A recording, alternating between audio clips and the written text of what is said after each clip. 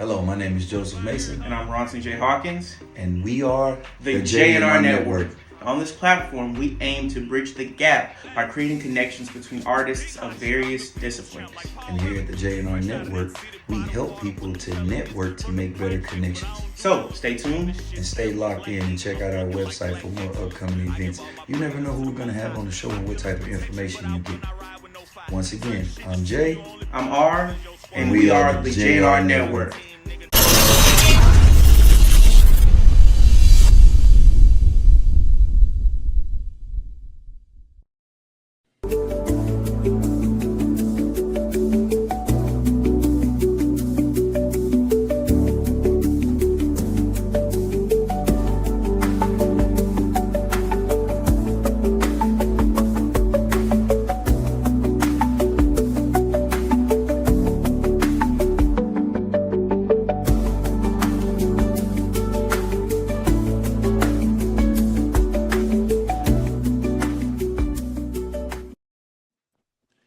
And without the further ado, Mr. Amazing, the Legend of Detroit.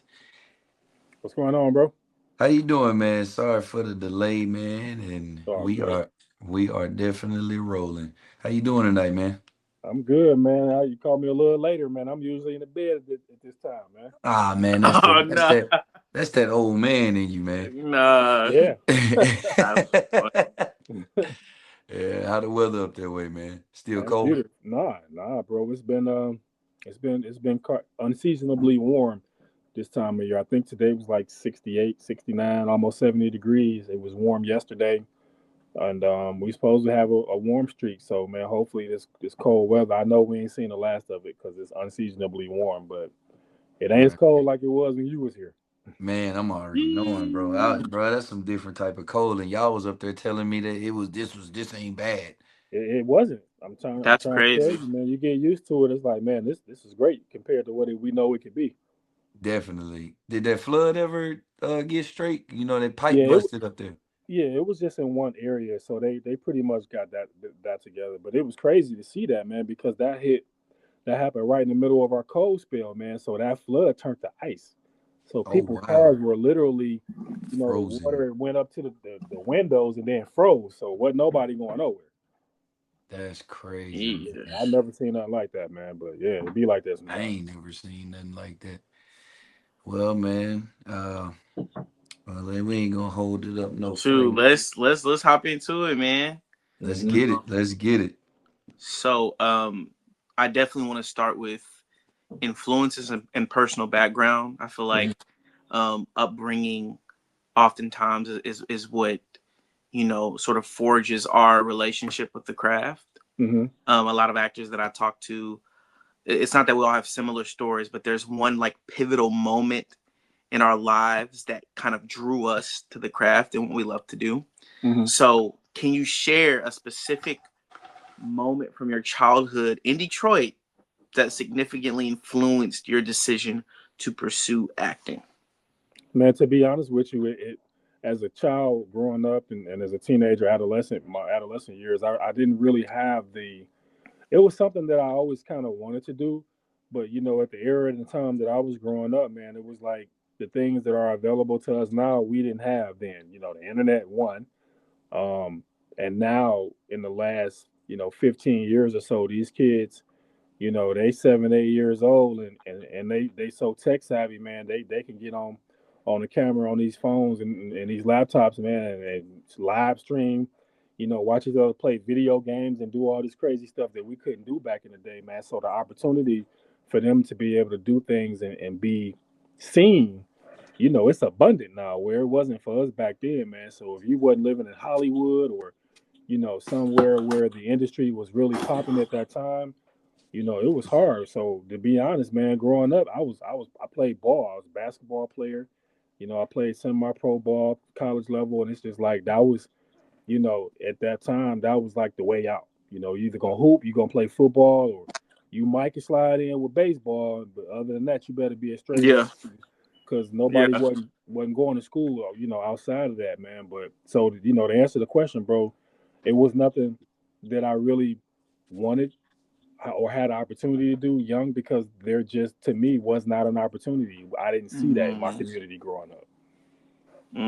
So I guess a follow up question to pivot from that would be, what in your adulthood, like, when you first started acting, what was the moment? Like I said, there's this moment where all of us actors, we get bit by the bug, so to Hmm. speak, where we're like, oh yeah, I'm locking in, this is what I want to do. What was that moment for you? I mean, the moment for me was when I actually was on set doing my very first film. It was called Ovid and the Art of Love. So I did that with, I don't know if y'all familiar with John Savage. He played in The Godfather. Mm-hmm. He's been acting for like ever. And we had him, we had Cordon Bleu from High School Musical, and we was just on Wow. set. When you on set, it's long days, long nights, and Yeah. Yeah. Yeah. I Yeah. Yeah. spent probably about a good 10, 12 hours on set with him, man, and we just was talking and kicking it, and I just was picking his brain, not even realizing that that's what I was doing, but he was giving me the game. He was telling me things that I could do and how to get in, and if this is something that I'm really serious about, man. So I took a lot of that, of what he said, and he probably don't even know, because I haven't talked to him since. But I took a lot of what he said and I just applied it to what I was trying to do, man, and it worked for me. Yeah, that's dope.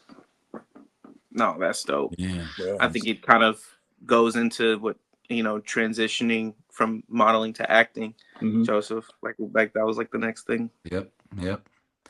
All right. Transitioning from modeling to acting. So, what were some unexpected challenges you faced when transitioning from modeling to acting, and how did you overcome It really wasn't too much of a difficult transition, because they kind of go hand in hand.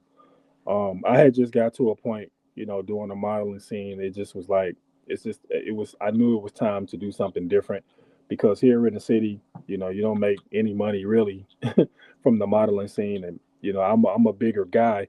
So, it was a lot of jogger suits and sweaters and t-shirts and, all the Yeah. big boy stuff. And, Yeah. it? I wanted to wear the nice stuff. And, it costs to try to, fit a model like me. So I quickly realized after about a year or so that, modeling is cool for me.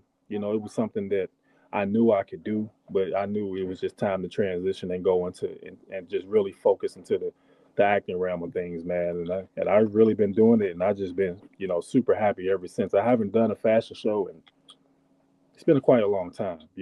Not to say that I would never do it again for the right price, but that's so far on the back burner that I haven't even thought about it. But it was an easy transition for me though. Yeah, that sound about like me, man. I did the same thing. It really is. It's the same thing here. Yeah. I agree to that. All right. Next question brings us to: can you discuss any particular skills from your modeling career that have been an advantage in your acting roles? Ah,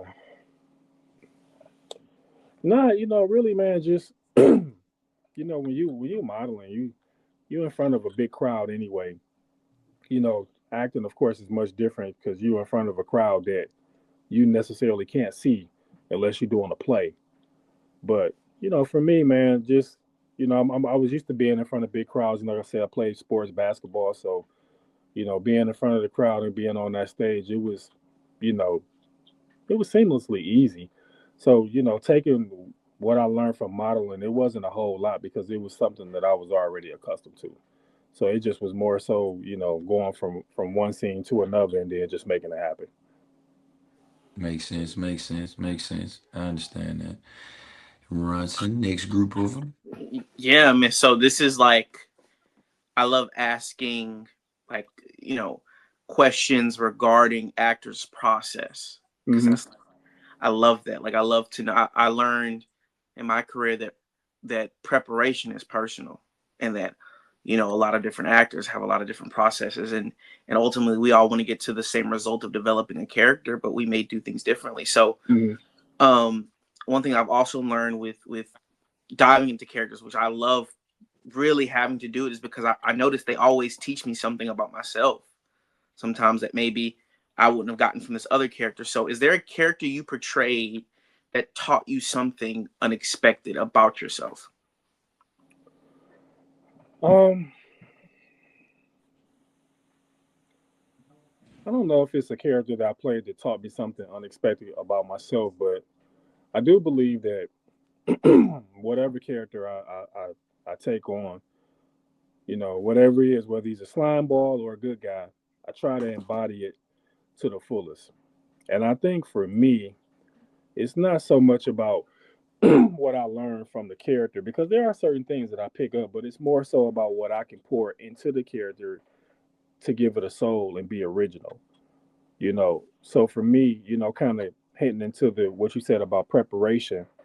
I'll read a story, I'll read a script, 2 or 3 times, make sure I understand it, and then from there, I'll get with the director or the producer and say, hey, why does my character do these things? Why does he say these things? What's his backstory?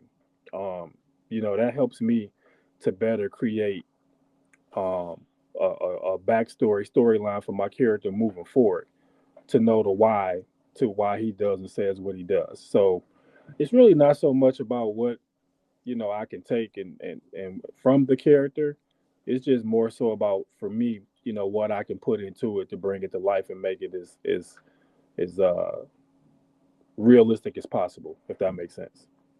No, yeah, I love that. I think you kind of Right. answered my like next question of, how do you approach the understanding of a character's psyche, and one of those things was going to the director, reading the story, going to the director and asking, what's your vision? Because that's our goal as Hmm. actors, is Yeah. to paint this director's vision. So oftentimes they know, or the writer, if we have the luxury of being connected to the writer, we ask them, I mean, what was your intention? But Hmm. there's a layer to that. How do you approach the psyche of a character that may be vastly different from your own? Or are you used to playing characters that are a little bit more close to home, so that it's easy for you to access and play in that lane? No, honestly, no. I'm kind of at a point now, especially in the indie scene. I'm very selective now, Yeah, um, about the roles that I take on, because I don't want to keep playing the same character over and over. yeah. Um, for me, it's just more so of the way I approach it. Again, is just, whatever or whoever it is this character is going to be, I try to embody that to the fullest. So I'll sit back and I'll watch movies that are similar to the character that I'm going to portray. I might even hit YouTube and find a couple of videos, look at different things to just kind of help me gauge, what it is that I need to do, and then just kind of move accordingly from there. No, that goes right into talked about YouTube and creative aspirations. That goes into creative aspirations, Joseph. All Yeah, so right. actors that I've seen come before me, all the greats, the Denzels, the Samuels, just trying to take bits and pieces of them and then incorporate it into my own. Just like when I was playing, when you grow up playing basketball, you try to take a little pieces of Yep. everybody and Yeah. stir it into Mix your their own. play style. Little Yep. Jordan, little Kobe, little Iverson. Yeah, I Yeah. get what you mean. Hmm. Um, on creative aspirations beyond acting, as we know that you produce, act, and you write, um, you've expressed your interest in doing those things.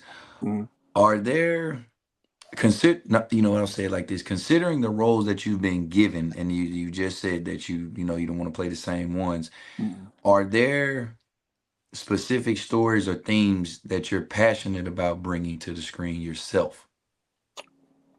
Um,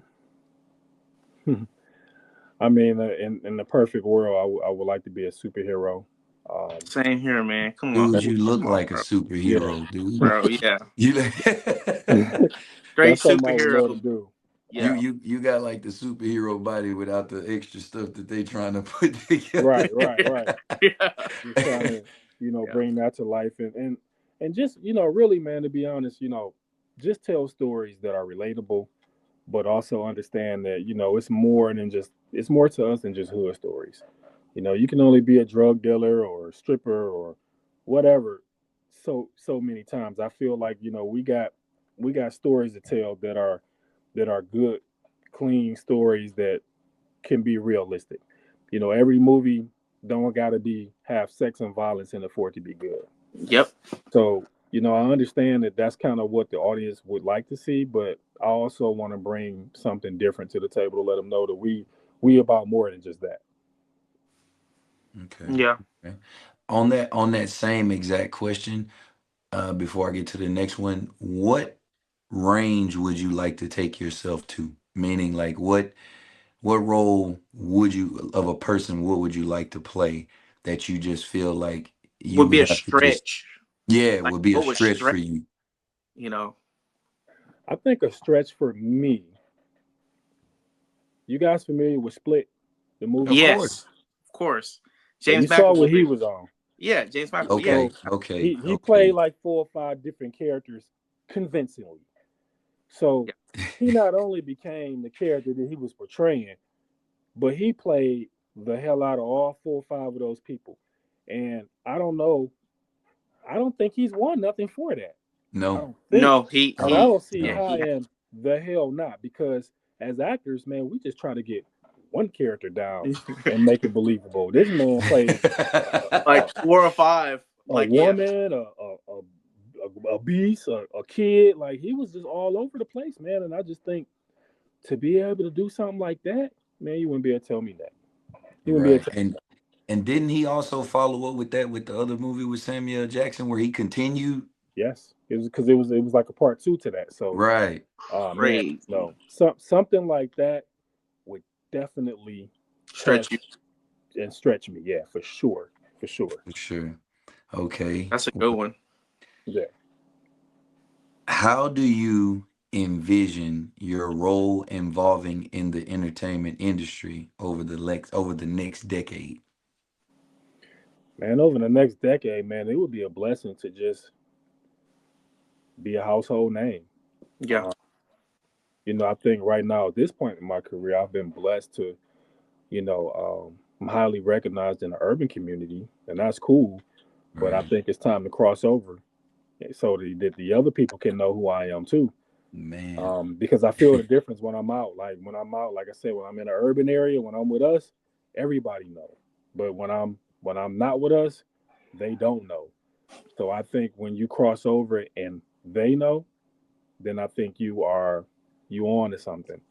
And if I can cross over into that platform and be recognized, by all people, I think that would be dope. Yeah. Right. That would be dope. Okay. No, that's yeah, man. That's I know a lot of actors. We start, and I think it's having that trajectory of wanting to cross over and hit a different span. I Yeah. mean, even with the whole, the viral post of like the whole actor to be actor thing.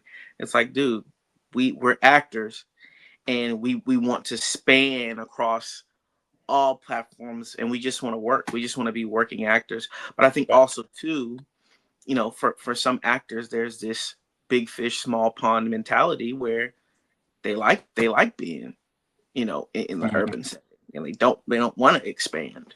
Yeah, and I was having this conversation with somebody not too long ago, man. And, that's cool. If you just want to be in a Tubi movie, quote unquote, and if that's all you want, then I ain't mad at that. But for me, you know, I want more than that.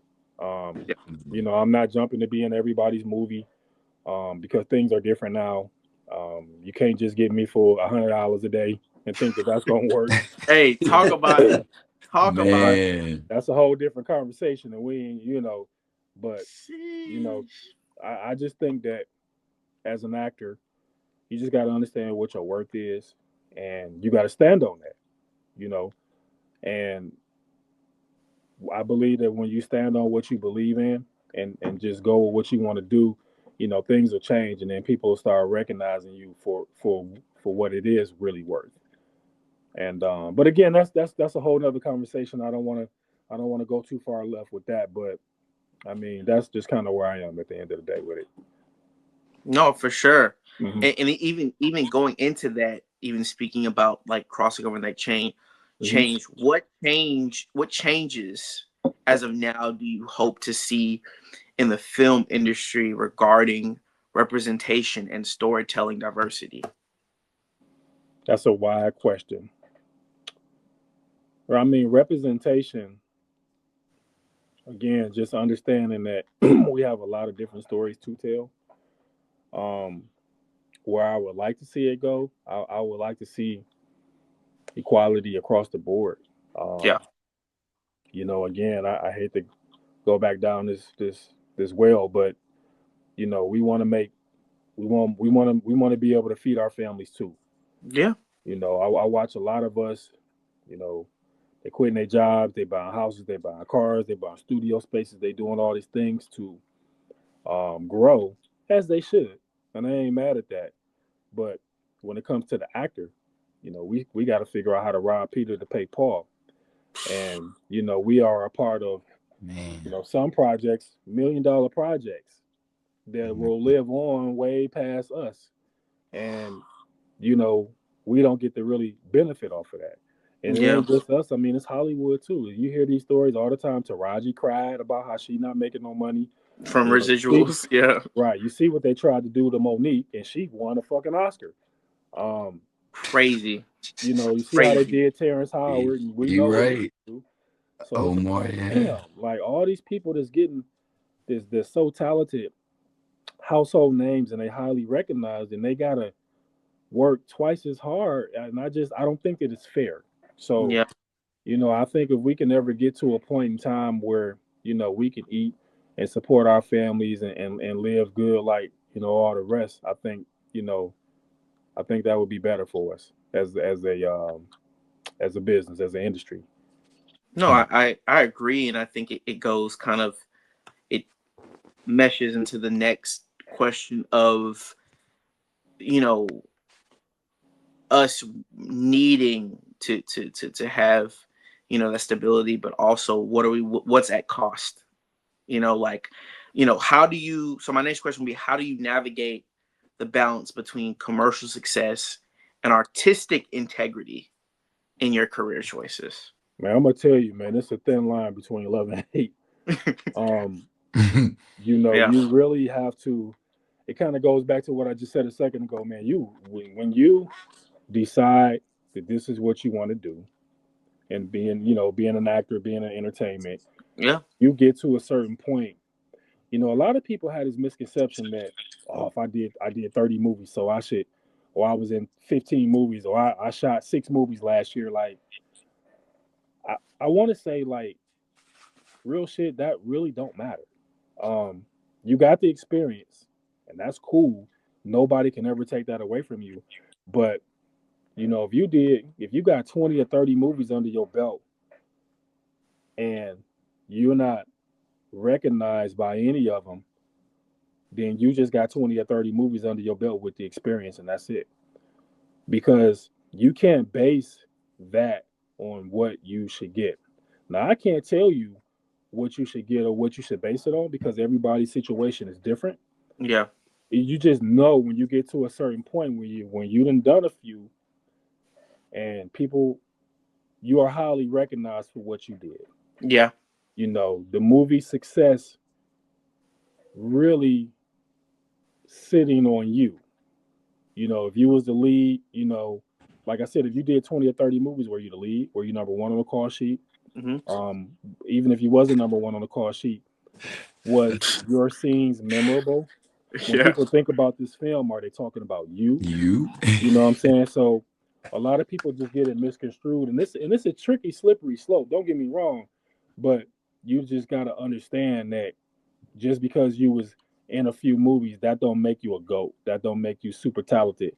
That just means you did those amount of movies. But until you have, maybe that it factor where people recognize you for that, then you can talk about what you need moving forward. Like, I've been blessed to, like, when I do films, hey, this is what I need. If they can't give me what I need, then we can negotiate. I'm not above a negotiation at all. But Yeah. this is what I need. I need this. I need the flight. I need the hotel. I need my day rate. My whatever. Like, and if you can't give me exactly what I want, again, let's meet somewhere in the middle so everybody's comfortable. Nobody's feel like they being taken advantage of. But a lot of these people today, unfortunately, it don't rock like that. They want you to take what they giving, and if you don't want it, then they on to the next. And that's cool too. But Yeah. now it's just a thing to where they're upset because you said no, and then they get on the phone with one another. Oh yeah, don't use him, don't use her. He tried to charge me this, or he wanted that, and da da da da. Now they trying to blackball you, and I just think that's some dirtball shit to do. But it happens all the time, more so than we than we know. So, kind of getting back to what you asked me, about the integrity of what you will and won't do. If you're not really standing on what you're talking about and how you Yep. feel, Mm-hmm. then your integrity will be questioned, because now you're gonna find yourself doing things or jumping in projects, getting roles that you necessarily wouldn't do, but you need the money or you want the money. So this film, you might know that it ain't gonna be good. It might be a first time filmmaker. Don't get me wrong, first time filmmakers hit, but most of them don't. Some do, most Yeah. don't. Mostly You misses. on Yeah. set and everything's a boom. We already know what that's gonna sound like. You feel me? You know, Straight ADR. the cameras ain't right. Like when you do this enough and you start looking around, man, you can kind of gauge if Oh this Yeah, yeah. shit gonna be right and Absolutely. if it's not. yeah, So definitely. again, at the end of the day, bro, you just gotta really, whatever you feel your worth is and where you at, you just gotta stand on that. And you got to Yeah. understand that you may not get as many roles because you charging a certain price or you want certain things to be right. But my thing is, I'm at a point now where you got to come correct with me, because when I come, y'all know what I bring. Y'all see what I Yep. bring, and then everything I bring off camera, I'm on time. The professionalism, I know my shit. I'm not, I don't come to bullshit. I come to do what I need to do. I'm gonna come with ideas. I'm gonna give everything I can give to bring your vision to life. So just give me what I need and we good. Because at the Yeah. end of the day, after you pay me and this movie stream, you gonna make all the money anyway. Just make me feel good for the time being. Make me feel like I'm worth it, and let's keep it Yeah. moving. Yeah. Yeah. Right. Yeah, Yep. Wow. That leads to like, I feel like that ties into what you're about to ask, Joseph, about personal growth and reflection. Yes, sir. Can you share an experience where a project's outcome differed from your expectations and what you learned from it? where a project's outcome different from my expectations, and what did I learn from it? Huh, man, that's a great question. That's a really That's a really great question. I did a project, man. It was hugely successful, and really, the outcome was what I expected it to be, but it kind of exceeded it. You know, Mm. from the money that was made and from the popularity and notoriety of the film. But then I quickly learned that when money is involved, it becomes a dirty game, and you really have to understand that when people start to make money, we hear this cliche statement all the time. When people start to make a lot of money, they say, "Oh, this person, he made all this money, she made all this money, they changed." And what I learned from this particular project is that money does not change people. It just gives you the confidence to be who you already were. Mm. You know, That's and good. yeah, so you That's know, good. being in this industry for as long as I have and working with as many people and as I have, both good and bad, I've learned a lot, I've seen a lot, and I continue to do so. Yeah. So I've just learned that all money ain't good money, and at the end of the day, I just feel like when you're doing business, you got to be a good person, you got to be a good business person, and you just got to do right by people. And when you don't, and you out here shitting on people, and you're not handling business the way that you're supposed to, it's gonna show eventually. So that's kind of what I've learned, is that it's just a dirty game out here, man. And you really got to know the business, both in front and behind the camera. Mm, man, you said a mouthful with that, No, man. for real. How do you maintain personal authenticity while adapting to various roles and industry demands? Um, Ask me that question one more time. All right. How do you maintain personal authenticity while adapting to various roles and industry demands? Well, personal authenticity for me is just, I'm gonna be me no matter what. Yeah. That's number one. And it kind of piggies back to what I said before is when you feel a way or you make a statement, you have to stand on that and Mm-hmm. you can't waver. So that for me is part of my authenticity. As far as industry standards are concerned, unless you just want to, it's difficult to conform because you don't know what you're conforming to sometimes. And then if you're in a situation to where you're feeling uncomfortable about anything, then you have to real and stick to your guns and real like I give example like I hear all the time because I talk to the I'm connected to everybody. People are Right. calling me all the time, whether it be guys, women, they'll reach out. Um, hey bro, I'm getting ready to do this project, man. I don't know what I should charge. I can't tell you what to charge. I can just tell you, what my standard is. Now my standard and your standard is gonna be different. So Yeah. you gotta pick what applies and then let the rest fly. That's how you make your decision as to what you want to do moving forward. Or I have females, they'll reach out, man, they want me to do this movie. They want me to get naked. I don't really want to get naked. And you don't got to Yeah. get naked. You got the Yep. power. Y'all, women, y'all had the power, believe it or not. I don't care what a director or producer tell you. If you don't want to get naked the way they want you to, you can shoot it with some taste and some class to get it how you want without showing a whole lot. It can still be done. Yeah. Mm. So it's just really about communication, man, and just having a standard to what you will and what you won't do.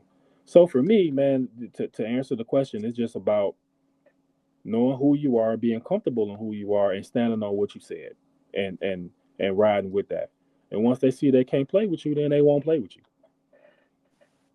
Man, no, that's a gem right there. Yeah. Right. That's a You, gem. Um, man, on to the next, and this is another fun question. I like a lot of hypotheticals. I think hearing actors' outlook on and their hot takes on hypothetical situations Hmm. kind of helps guide. It kind of helps to guide aspiring actors. Hmm. Using your perspective. So, first question: If you would you ever want to do like a period piece where you play someone historical? Oh, Would you? for sure, for sure, Okay, yes. perfect. So if you could portray any historical figure, who would it be, and what aspects of their life would you like to explore? Specifically, like, would you go to a specific phase in their life? Like, if it was a biopic, who would it be, and what phase of their life would you like to portray? ooh, That's a good damn question. So basically, a biopic. Who would I like to play in a period piece? Mm-hmm. Man, I never thought about that. Yeah, man. Hey, I love to ask actors these types of questions all the time, and a Okay. lot of biopics have like different phases of the person. Hmm. What would that be for you? Damn. That's that is really hard to say, but I'm gonna go out on a limb because I hear this all the time, and I said if the opportunity ever presents itself that I would do it, I would play the shit out of R. Kelly. Okay. You would. Like, oh You- man, you be listen, a I big can't R. I can't Kelly I though. can't sing all that well, so they're gonna have to give me some voiceover work with that or whatever. Somebody gonna have to improv for me, but playing his character from the time that he was coming up when he was R. Kelly in the public announcement all the way till he went solo. His career throughout the '90s. Even the shit with the kids. I would play that on film because they haven't done it yet, and I feel like eventually that's gonna be a story that needs to get told once it's all said and done. so, cool. I love that. I feel like there's another part of that question that also I feel like informs actors or aspiring actors on people's process. I always say playing villains or someone who's perceived as a villain. Whenever Mhm. you've played a character that was perceived as a villain, what is your approach with playing a character that you may not agree with their morale? How do you There's approach that? play so many characters that I don't agree with their morale. Man, for me it's fun. For me, not like it's really fun. That's one. Two, I understand that if I'm gonna be a villain, then I have to be a villain. Yeah. Whatever the character is doing, he has to do it without doing too much, depending on the situation, but you have to do it. Yeah. So if you whatever it is, if you're gonna be an abusive asshole, be that. If you're gonna be an abusive, you're physically abusive, be that. Mhm. If you're gonna be a rapist or chop, whatever you're gonna be that's terrible, you have to be that, and people have to believe that you are that. And I think that when people believe that you are that, especially if you are a villain, then that makes you a person that they love to hate. Like prime example for me, when I was in He Played Me and I played Ja, I loved being that character. It was fun. It was Yeah. easy. So after I got the information that I needed to make it happen, it was a piece of cake. And so many women hated that character, but they loved him at the same time. All the Hmm. fellas loved the character. So it was Yeah. like one of them guys, them characters that you loved them so much you hated them. So I feel Yeah. like when you can touch the audience in that realm, I think you're onto something. Mm. I love that answer. I mean, even in kind of staying back on like this the subject of like biopics. Um, of course, I asked about you playing someone else, but let's say you were directing a film about your life. Mm-hmm. What would be the central theme, and who would you cast as yourself? The central scene. The central theme. What would be the central theme of a movie based on your life that you would direct, and who would you cast to play yourself if you know anyone? Well, I think the theme would be just trying to find yourself, Hmm. and you're going through the trials and tribulations and pitfalls of life, like we all have. Yeah. So I think I would want to tell a story which would probably end with him, becoming successful, obviously. And who I would want to play that is a great question. Have to be somebody that's younger than me. Can't really. I'm gonna go out on a limb and say this. I can't think of the character's name. What's the kid that played 50 on Raising Canaan? Oh, yeah. That would Uh, be yeah. That would Yeah. be a good one. Now I don't Yeah. I know if don't he know his really name much either. looks like me, Yeah. but acting wise, I believe he could pull it off. Yeah. Absolutely. Yeah. okay. Yeah. No. Yeah. That goes into the next one, Joseph. All right. Advice and mentorship. This is a good one. Hmm. What advice would you give to aspiring actors from Detroit looking to break into the industry? I told you that'd be a good one. I, Yeah, I you mean, thought. it's a good one, but I promise you, I talk. This is an easy answer for me. Yeah. You The probably get advice it all that the I give time. to aspiring actors here in the city, like I just said, make sure that this is something that you really want to do. Number one. Number two, understand that rejection, you're gonna be told no a million times. Understand that here in Detroit, in the industry, it's clicky. A lot of ass kissing going on. Um, if you're not in the cliques or the groups, understand it's gonna be hard for you to work to some degree. Um, I just say take some classes, not here, like take some actual classes with some accredited places. So when you do decide to go other places, these classes, they represent. You don't want to take college courses that don't transfer over to the next university, if that makes sense.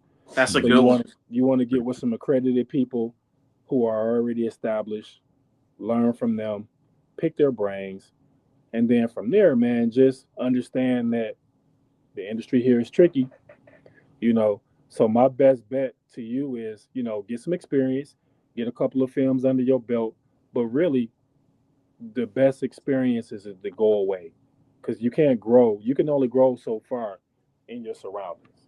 You Yeah. understand what I'm saying? It's like a fish or in a bowl. He's not gonna grow any bigger than this bowl. But if you Yeah. pull him out, then he's gonna expand and he's gonna get bigger. So, my thing is just learn as much as you can learn. Soak up as much information as you can, and then just look to go away.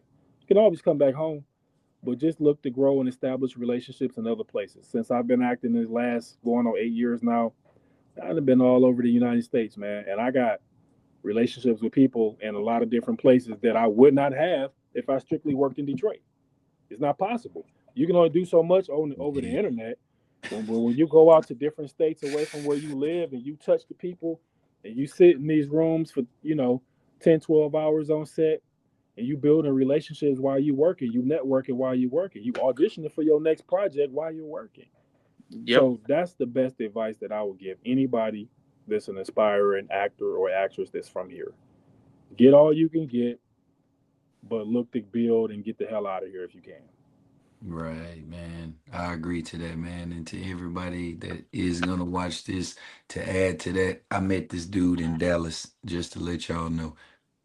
No, actually, Hmm. what I met you, well, we met in We Houston. was in Houston. Yeah. Yeah, we met in Houston. Houston, man. Wow. Yep. I would. So yeah, I wasn't close to him when I met him. All right, next question. How do you mentor others, and what do you believe the most crucial lesson for emerging artists is? Again, man, I just try to be positive, try to be a positive beacon of light for people and let them know, man, listen, I'm from the same place you from. Yeah. Oh, and if I can make it and do what I'm doing, you can too. Everybody's path is different, but it can be done. You just got to really have patience and perseverance. And you just, don't let nobody tell you what you can or can't do. My success that I feel like is not predicated on what people around here think of me or what they think I should do or how much they think I should make. You feel me? Like you got to know what you feel for yourself and then go after it. Yeah. Um, that's what I would do on the mentorship side. What was the second part of that question? It was, what do you believe is the most crucial lesson for emerging artists? Man, the most crucial lesson is just have a work ethic, be coachable, but understand that, like I said earlier, in order to grow, you must go. So use what you have in front of you, use the stepping stones, but understand that there's a much bigger prize on the other side of the mountain, and use these stepping stones to get there. Don't think that where you are is the end all be all because it's not. Yeah. It's 50 plus states in the United States. Crazy. Yep. Michigan is not the end all be all. So just utilize the map and understand that people all over the world looking for actors. You're right, Not man. not just where you are. Not Yep. just where you are. Not just where you are. They looking for everywhere. Yeah. Acting is a universal language like sports, like basketball. You can go over in Japan and not speak no Japanese, but when they throw that ball in the air, we all understand We all know what's that going the on. Exactly. ball is supposed to go in the goal, and we know how to make it happen from there. You feel me? Yeah. So Yeah. it's Right. a I it's a feel you. universal thing, man. So that's all. I No, feel for you. sure. No, Next I love that. question. Who? So speaking of, you talked about how you've branched out and you've worked Hmm. in different places. Hmm. Um, but I'm sure of it because that's how it is with a lot of actors. I'm sure there's a goal and a pinnacle that you want to reach. Who are the individuals? Because the original question is who are the individuals either within outside of the entertainment industry or in that inspire you and why. But I want to tune the question. Who is a specific actor or group of actors in the industry that you want to work with? Jamie Foxx, Will Smith, Samuel Jackson, Denzel Washington, Michael B. Jordan, Viola Davis, Monique, uh, Zoe Saldana. Oh, good list. Great list. Yeah, Wonderful I list. feel like it's one more female. Did I say Viola Davis? Yeah, you said Viola Davis. Yes. Yeah. What's the other chick name? I can't. I know her name. She played the mother. She plays Sanaa Lathan's mother in Love and Basketball. Alfred Woodard. Afterward, yep, she's so good. I Yeah, feel like she's highly underrated. She's a oh, great actress. Hell absolutely. yeah. She's been She's a doing it for a great long actress. time too, dude. She's Yeah, been oh doing yeah, it and she for got a hell of a resume. a I would long love time. to work in any capacity with either of those people that I've never ever worked with. Wow, that's a good one. Yeah. Hell yeah, man. No, that's a good Yeah. one. I think that's a good one. That's a good place to go to the next one with Joseph. All right. Projects and future goals. Do you have anything that you're working on or coming up that you're incredibly excited about? Yeah. I got a few things, man, but this film we shot last back in the late summer. It's called Won't He Do It? I'm telling you, man. It's kind of a faith-based film, but it's not. And trying to see what can I tell you or can I How talk about? how deep does your character go into that? Oh, I go deep. I go. And then I'll just say this: in the beginning of the film, he's a piece of shit. You're not gonna like him at all. But by the end of the film, you're gonna understand. And my goal with that film is to be so terrible as I was, have the audience 100% against me. Yeah, But by the end, to win them. looking to flip it and have them to sympathize with why I am the way I am. And there's a scene that's kind of like the climax of the movie, and I'm not gonna give it away, but um, we were in a church, and I was giving this monologue. Literally, it was a monologue. Took me some time to memorize that shit, and I break down and I start crying. It wasn't even written for me to cry that way. I've recently, in the last year, I've learned how to cry on cue, and Uh-huh. I was able to pull it off. And we did about maybe 10 takes, not just with me Mm. because it was such a Man. big scene. It was Yeah, a lot different. of moving parts, Yeah, but every different. time we had to restart and do it, tears. So preparing for that, it was different. Like I was very in a place, being on set, but kind of isolating myself away from everybody because I knew that scene was coming up, and I knew that it was the biggest scene in the whole movie, and I really wanted to bring it. And I told Brandon, that is who produced that. Uh, I told him, I say, B, when we were doing the rehearsals, I say, listen, on this section right here, this monologue, bro, I'm gonna cry. I feel like that's the only way Yeah, to really convey this to the audience to where they'll feel it to get them to flip and be on my side for and forgive me for the things that I had did in the movie. So I just talked to him like last week too. I'm really excited for that. I'm pretty it's still being edited. I pray that the editing team does the things that they need to do to make it right. But if they do, that's probably going to be one of the best films coming from me this year. And we shot it last year, but I'm really looking forward to that. It's called Won't He Do It? Won't he do it? Any Yep. specific other actors in it besides you? Yeah. So it's me. Got Crystal the Doll. That's the homie. She's in it. Um, I'm trying to think notables that you may notice in it. I don't know if y'all familiar with El Brianna. She's been in a few other films. She plays my counterpart in that. Okay. But we got a talented cast across the board. But I just think for like super notable people, it'd probably be Crystal, me and Crystal, that I can recall. Oh, I think Don's in it. Don Broomfield, Chicago oh, Black. okay. Mm, okay, Yeah, okay. Yeah, yeah, yeah, yeah, Don yeah, is yeah, in yeah. it. I Gotcha. yeah. almost forgot about him because we didn't film any scenes together. But he shot on the day that I wasn't there. But that's my Right. guy. So Don's in it. Um, I hope I ain't leave nobody else out, man. It's late. I can't think, but it's a good film. It's gonna be a good film. Cool, cool. Any in particular time it's supposed to be out, or y'all haven't got a date yet? Yeah. Well, not yet. I was told hopefully by spring. Okay. So we'll see. We'll All see. right. Won't he do it? Everybody look out for Oh, and summer, then and spring, then yeah, spring or then I'm summer. looking forward to Housekeeper too, bro. You know that's gonna be fire. Ah, man. You Hey, know that's gonna dude. be fire. You know, Dude, we had can't too leave much out fun Housekeeper on that. too. Yeah, don't we got it's coming out what we got next month, right? I think it's March, April. I think it's either April or May. I was Yeah, told. yeah, one of them two. One of them Yeah, two. yeah. So I'm Yeah, excited about that too. So we're gonna see what that one do. The first for one, sure. surprisingly, that movie exceeded my expectations. I knew it was gonna be good, but I didn't think it was gonna be received the way that it was, and it blew me. So Hmm. I'm anxious for part two.